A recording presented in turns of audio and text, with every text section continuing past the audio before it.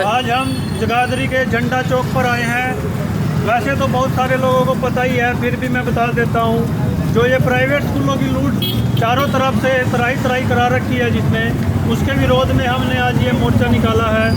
और सभी जनता को, जितने भी व्यक्ति हमारी वीडियो देख रहे हैं, जितने भी यहाँ पर साथी घूम रहे हैं, सबको हम केवल यही बताना चाह रहे हैं कि ये जो प्राइवेट स्कूलों में जो लूट मचा रखी है, इस लूट ने आपके परिवार की आर्थिक स्थिति के साथ साथ आपकी मानसिक स्थिति को भी काफ़ी हद तक ख़राब कर दिया है। और मैं ये चाहता हूँ कि आप सब लोग जहाँ भी हैं, जिस भी हालत में हैं, जिस भी तरीके से आप हमें सपोर्ट कर सकते हैं, उसी तरीके से सोशल मीडिया पे ऑफलाइन ऑनलाइन जैसे भी आप चाहो हमें सपोर्ट करिए, ताकि इस लूट के सामने जो हम डट के खड़े हुए हैं, हमें बल मिले, हम और तेज़ी से आगे बढ़ पाएँ। आप लोगों के सहयोग से ये होगा, क्योंकि ये जन आंदोलन है। जन आंदोलन जन से ही लड़ा जाता है। ये किसी एक आदमी की, मेरी या इनमें से किसी एक व्यक्तिगत लड़ाई नहीं है, ये हम सब की लड़ाई है। लूट व्यवस्था बंद होगी तो सबका फ़ायदा होगा, सबके लिए हम लगे हैं। और दूसरी बात मैं ये कहना चाहूँगा, जिन प्राइवेट स्कूलों में हम अपनी मेहनत की पसीने की कमाई लुटा रहे हैं, जितनी महंगी फीसें ले रहे हैं, उसके बावजूद भी हमें मिल क्या रहा है। एक बार ज़रा देखिए, ज़रा रुकिए, ज़रा देखिए, हम अपने बच्चों को महंगे फीसें भर रहे हैं, पढ़ाई करा रहे हैं। पढ़ाई कराने के बावजूद भी अभी भी ये हाल है कि +2 करने के बाद अगर 1 लाख बच्चा +2 करता है, तो उसमें से मुश्किल से 20 से 30 हज़ार बच्चे ही आगे बड़ी पढ़ाई के लिए जा पाते हैं। क्यों?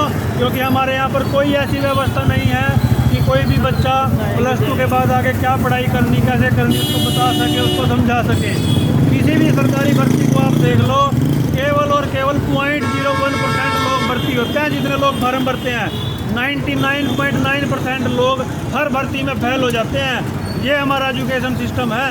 और जिस स्कूलों में हम अपनी पढ़ाई के लिए बच्चों को भेज रहे हैं, अगर यही हालात चलते रहे तो बेरोजगारों की एक बड़ी लंबी चौड़ी फौज जो ऑलरेडी वैसे तो हो चुकी है, ये बेरोजगारों की फौज इससे कई गुना ज़्यादा बढ़ने वाली है। और मैं सभी को केवल इतना बोलना चाहूँगा, इस लूट के साथ साथ हमें अपनी व्यवस्था पर भी काम करना पड़ेगा। उसके लिए हमें 100% रोजगार वाली शिक्षा के लिए बात करनी पड़ेगी। जिसको भी लगता है कि ये पॉसिबल नहीं है, वो अपने घर बैठे। जिसको लगता है कि हमें अपने बच्चे के लिए ऐसी शिक्षा, ऐसी व्यवस्था करनी चाहिए, आइए हमसे चर्चा कीजिए। चर्चा करेंगे, समस्या का हल भी निकलेगा। घर बैठे कुछ नहीं होने वाला।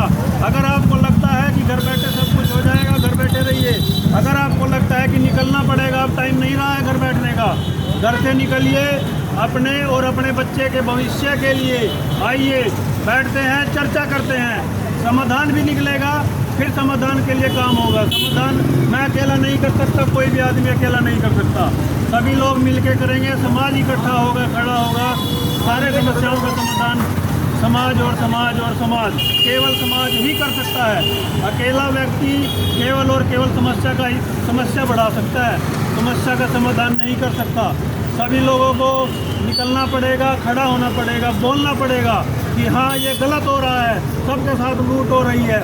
मुझे अपने बच्चे के लिए ऐसी शिक्षा चाहिए जिसमें हमारा बच्चा पढ़ने के बाद रोजगार के लिए दर ना भटके। उसी के लिए सबको निकलना पड़ेगा, बात करनी पड़ेगी, चर्चा करनी पड़ेगी। सभी को जब तक नहीं निकलेंगे कोई फ़ायदा नहीं है। लेकिन सबसे पहले समझ तो आए कि हमें करना क्या है, और उसके लिए चर्चा करनी पड़ेगी, निकलना पड़ेगा। तो सभी लोगों से ये अनुरोध है, अगर आपको लगता है कि आपका बच्चे का भविष्य खतरे में है, हमको लूटा जा रहा है, फिर भी भविष्य खतरे में है, तो आइए हमसे जुड़िए, चर्चा करते हैं, मिलकर आगे बढ़ते हैं। धन्यवाद।